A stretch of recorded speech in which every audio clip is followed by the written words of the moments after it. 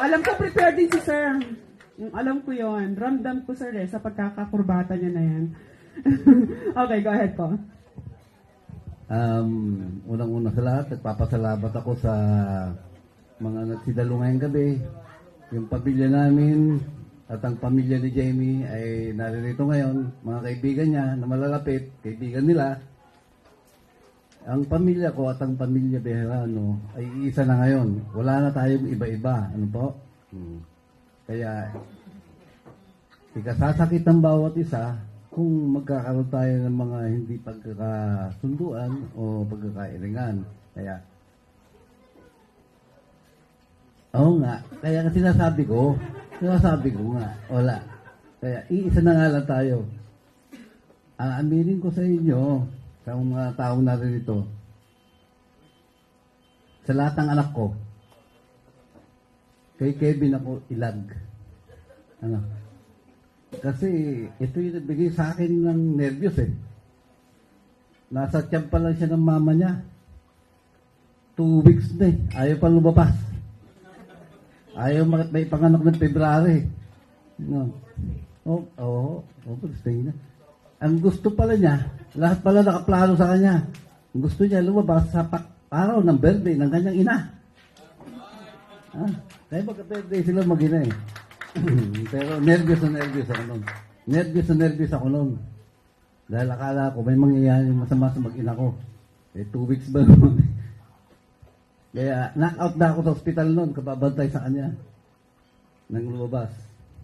Pakalawang pagkakataon na ako nervyos ng gusto at pinanghinaan ng loob nung muntik-muntik ng kunin ng kamatayan ng aking anak. Yung panahon na 17 anyos siya, batang-bata. Sukat ba namang sa murang edad, nakaranas siya ng ganun. Pero matapang siya. Mas mahina ang loob ko pa nga nun eh. Nagka-UP-UP na nga po yung hood ng kotse namin dahil sa kapapanalangin ko. Dahil doon lamang po ako natutong manalangin nung ang aking anak ay manganib ang buhay. Kaya natuto akong tumawag sa Panginoon. At doon ko naramdaman, malakas pala ako sa Panginoon. Andito siya. Buhay na buhay.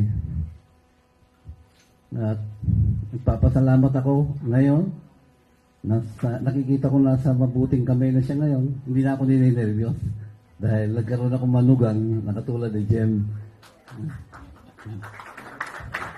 Jem, ang may papangako lang ng aming pamilya sa iyo, swerte mo dahil hindi playboy ang anak ko. Faithful yan. Hindi mana sa akin.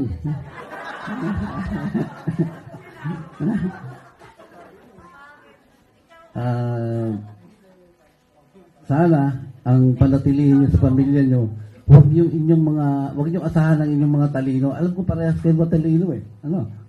Huwag yun. Kailangan sumetro kayo lahat ng inyong mga plano sa buhay, sa Panginoon pa rin. Huwag yung plano niyo mangunguna, plano ng Panginoon ang dapat manguna. Yun lang po. Sana pagpalain kayo ang basbas ng ating Panginoon at ng pamilya Bejarano at Manyalak ay sumasa inyong mag-asawa.